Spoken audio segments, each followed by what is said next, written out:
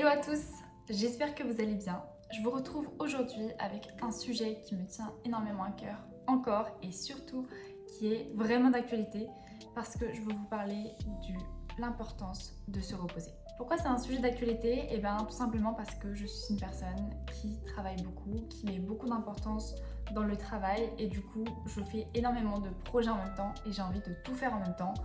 Et récemment, mon corps ne m'a pas suivi, mon corps n'a pas pu continuer, mon mental ne pouvait pas continuer non plus et j'étais vraiment pas loin du burn-out et je ne pouvais plus rien faire. C'est-à-dire que mon corps ne me suivait plus. J'étais vraiment énormément épuisée, j'avais besoin de beaucoup me reposer, j'avais besoin de m'isoler, j'avais besoin d'être seule, j'avais plus envie de voir mes amis, les choses qui me faisaient du bien avant, elles ne me faisaient plus rien, j'avais vraiment besoin de m'isoler et d'avoir du temps pour moi et surtout émotionnellement j'étais vraiment à bout et je pleurais tout le temps et pour rien. Récemment j'ai pris du temps pour moi, je me suis reposée et j'ai essayé de prendre justement du recul par rapport à tout ça parce que j'ai envie d'aller vite dans mes projets, j'ai envie d'aller vite dans ma vie et je me suis rendu compte que finalement ça ne servait pas à grand chose d'aller vite. Ce qui compte c'est juste de savoir où on veut aller et d'y aller. Voilà. Peu importe le temps que ça va prendre, du moment qu'on va vers ce qu'on veut, dans ce cas-là, c'est ok que ça prenne plus de temps que ce qu'on voudrait.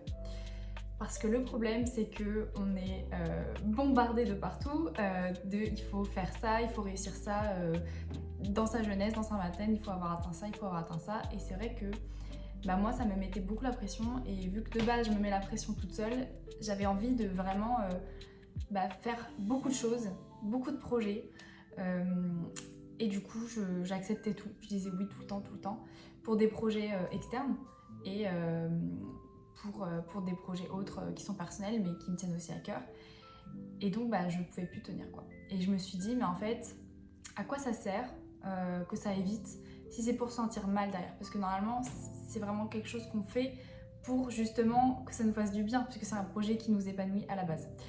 Donc j'ai vraiment compris l'importance de se reposer et je vais vous partager les tips que j'aimerais bien mettre en place et surtout que j'ai mis en place ces derniers jours, ces dernières semaines pour vraiment récupérer et quelque chose que je veux vraiment mettre en place pour la fin de l'année et pour l'année 2026 et pour ne pas me cramer et en arriver au point où j'étais là il y a 2-3 semaines.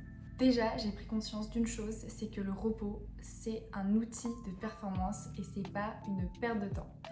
Quand vous dormez, votre cerveau se repose, vos cellules se régénèrent et vous pouvez repartir de nouveau.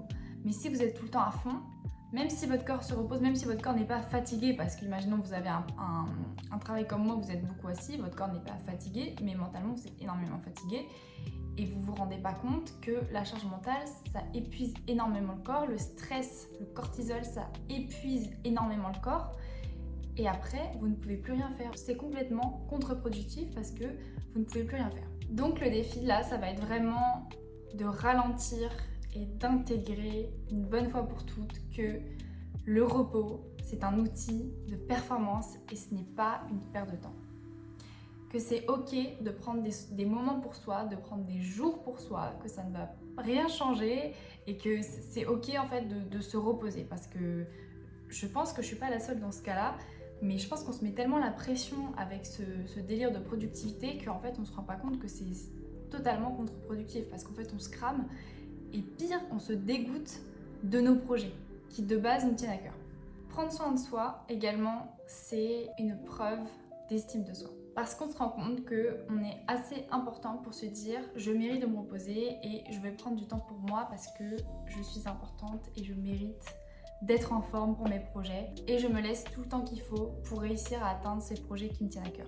Mais c'est quand même totalement normal de culpabiliser parce que c'est vrai qu'on est dans un monde qui glorifie énormément la productivité et c'est très fatigant. Et cette vidéo-là, c'est vraiment une vidéo où je partage vraiment ce que je ressens et je pense que je suis pas la seule à ressentir ça.